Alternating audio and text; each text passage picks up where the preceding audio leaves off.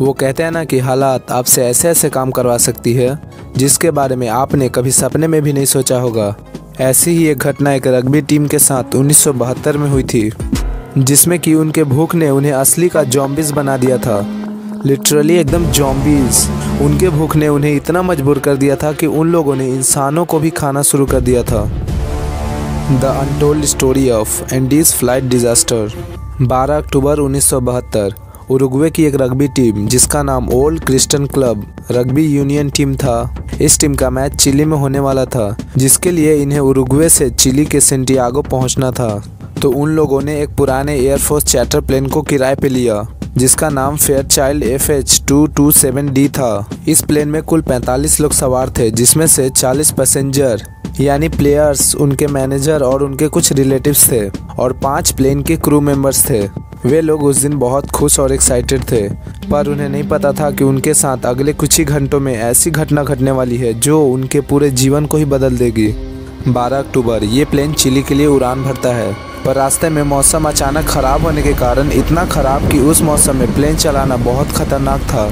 तो पायलट ने प्लेन को पास के मंडोजा एयरपोर्ट पे उतारा और मौसम साफ़ होने का इंतज़ार करने लगे। फिर अगले दिन 13 अक्टूबर को वो प्लेन 2:18 में मंडोजा से चिली के लिए उड़ान भरा। उस दिन भी मौसम ठीक नहीं था, रास्ते में मौसम और ख़राब हो गया। उस मौसम में पायलट को सामने कुछ दिख नहीं रहा था, वो बस प्लेन को अंदाजे में ही चला रहा था। कुछ देर बाद अचानक प्लेन में झटके लगने शुरू हो गए। सभी लोग डर के मारे घबरा गए। वे जान गए थे कि प्लेन के साथ कुछ न कुछ तो गड़बड़ हुआ है, पर असल में ये तो सिर्फ ट्रेलर था। अब जो होने वाला था वो इससे लाखों गुना खतरनाक था। असल में पायलट ने एक बहुत बड़ी गलती कर दी थी। घने बादलों और तूफानों के चलते उसे लगा कि एयरपोर्ट आ गया है, तो पायलट ने प्लेन को नीचे कर दिया, जिससे कि प्लेन पर्वतों के बीच आ गया। पर असल में प्लेन से रनवे की दूरी लगभग 11 मिनट की थी। प्लेन को नीचे करने के चलते प्लेन का पिछला हिस्सा एंडीज पहाड़ी के चोटी से जाकर टकरा गया। प्लेन में पीछे बैठे 5 लोग प्लेन के पिछले हिस्से के साथ टूट के नीचे गिर गए। गिरते ही उनकी मौत हो गई। प्लेन के पिछले हिस्से टूटने के बाद प्लेन तेजी से नीचे गिरने लगा। तभी प्लेन के दोनों विंग्स एक चट्टान से टकरा के टूट गए। इसके बाद प्लेन का सिर्फ आधा बॉडी बचा था। प्लेन का ये हिस्सा एक विशाल बर्फ से ढके पहाड़ पे जाके क्रैश हो गया। प्लेन के बर्फ से टकराते ही पायलट की तत्काल मृत्यु हो गई और को पायलट उसी प्लेन के कॉकपिट में जाके बुरी तरह फंस गया। चारों तरफ रोने और कराहने की आवाज़ें आ रही थी। पायलट के साथ और 11 लोग तत्काल मारे गए। इस जगह की सबसे खतरनाक बात यह थी कि ये जगह पूरा वीरान था, ऊपर से -30 डिग्री सेल्सियस टेम्परेचर, जिसमें कि ठीक से सांस लेना भी मुश्किल हो रहा था। वहाँ पे ये प्लेन क्रैश हुआ था। जो प्लेन का को पायलट था वो बुरी तरह फंसने के कारण बहुत दर्द में था। वो खिलाड़ियों से कहने लगा कि यहीं पे मेरी गन कहीं पड़ी होगी, उसे खोज के मुझे गोली मार दो, मैं अब इस दर्द को और सहन नहीं कर पा रहा हूँ। पर खिलाड़ियों ने ऐसा करने से इनकार कर दिया। इसके कुछ देर बाद ही को पायलट की भी मौत हो गई।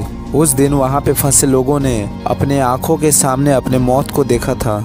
जिन लोगों को कम चोट लगी थी वो दूसरों की मदद करने लगे। एक बार आप इस सिचुएशन को इमेजिन करके देखिए। आप एक अनजान जगह पे हो और आपके आसपास सिर्फ चिल्लाने और रोने की आवाज़ें सुनाई दे रही है, और आप जिस तरफ अपनी आंखें घुमा रहे हैं उस तरफ सिर्फ इंसानों की लाशें और तड़पते हुए इंसान ही है। तो वो मंजर कैसा होगा।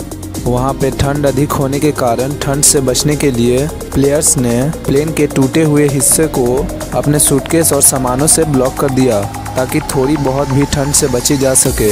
ऐसे ही इन लोगों ने अपने पहले दिन को बिताया। और इधर दूसरी साइड में 13 अक्टूबर यानी उसी दिन की शाम को सर्च टीम 4 हेलीकॉप्टर से उन्हें खोजने के लिए निकल गई, पर अधिक देर तक खोजने के बाद भी उन्हें कोई खबर नहीं मिला। फिर वो लोग लौट के वापस आ गए। डे 2 पहली रात जैसे तैसे बिताने के बाद अगली सुबह और 5 लोगों की मौत हो गई थी, और अभी भी ऐसे और लोग थे जिनकी मृत्यु किसी भी वक्त हो सकती थी। दूसरे दिन खिलाड़ियों को लगा कि हमें जिंदा रहने के लिए खाने का इंतजाम करना पड़ेगा। उसके बाद जो लोग थोड़े ठीक थे वे प्लेन से खाना इकट्ठा करना शुरू कर दिए। उस प्लेन में उन लोगों को शराब, सिगरेट, चॉकलेट, कैंडी, जैम, बादाम और कुछ खजूर के डब्बे मिले।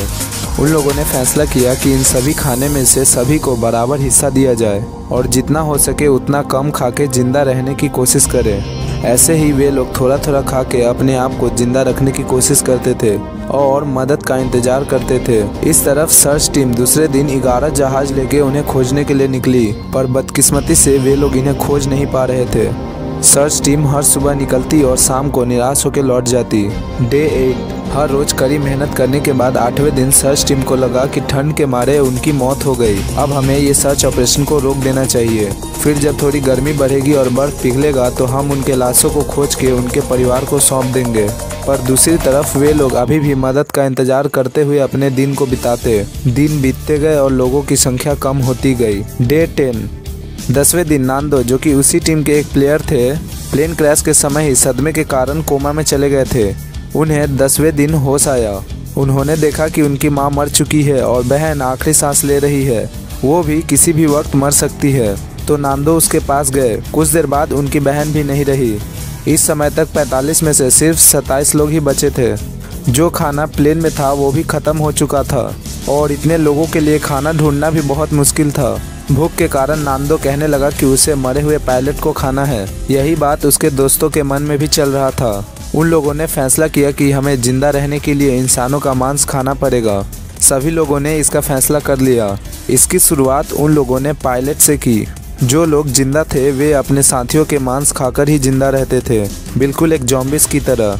वे लोग अपने आप को ऐसे ही जिंदा रख के समय बिताते। डे 17 कुछ दिन ऐसे ही बिताने के बाद 17वें दिन की आधी रात को उन्हें एक तेज आवाज़ सुनाई दी।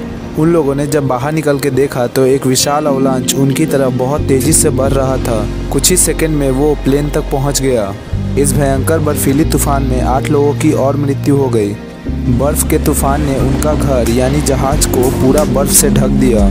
इस बर्फ को पिघलने में 3 दिन का समय लगा। उस वक्त ये लोग मांस खाते और बर्फ को पिघला के पानी पीते। बर्फ पिघलने के बाद ये लोग मदद के लिए हर रोज बाहर निकलते और कुछ दूर चलने के बाद थक के फिर वापस आ जाते। क्योंकि इन्हें बर्फ के ऊपर जाना था इसलिए ये जल्दी थक जाते थे। उस वक्त इनके लिए जो सबसे बड़ी समस्या थी वो थी बर्फ पे पड़ने वाली धूप, जो कि टकरा के इनके आंखों में लगती थी, जिससे इन्हें स्नो ब्लाइंडनेस होने लगा। इससे बचने के लिए उन लोगों ने चश्मे और ज़्यादा दूर तक चलने के लिए जूते बनाए और ऐसे ही हर रोज़ मदद की तलाश में बाहर निकलते। ऐसे ही दिन बीतता गया पर मदद की कोई उम्मीद नहीं दिखी। डे 60 ऐसे ही करते करते 60 दिन बीत गए पर अभी भी मदद की कोई उम्मीद नहीं दिखी। इतने समय तक 16 लोग ही बचे थे। ये लोग चिली से 59 किलोमीटर दूर थे।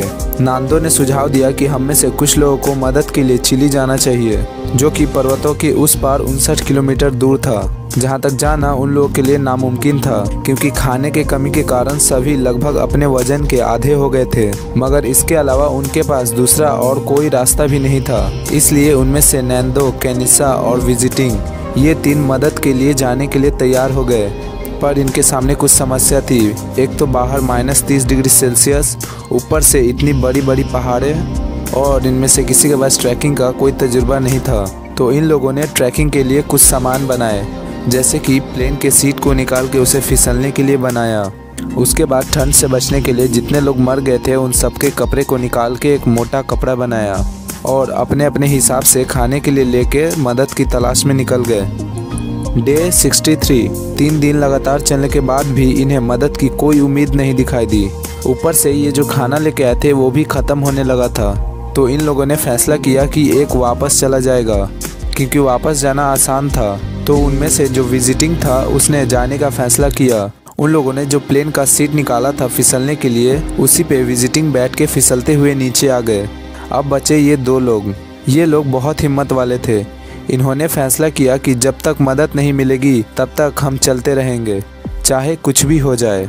ऐसे ही वो चलते रहे।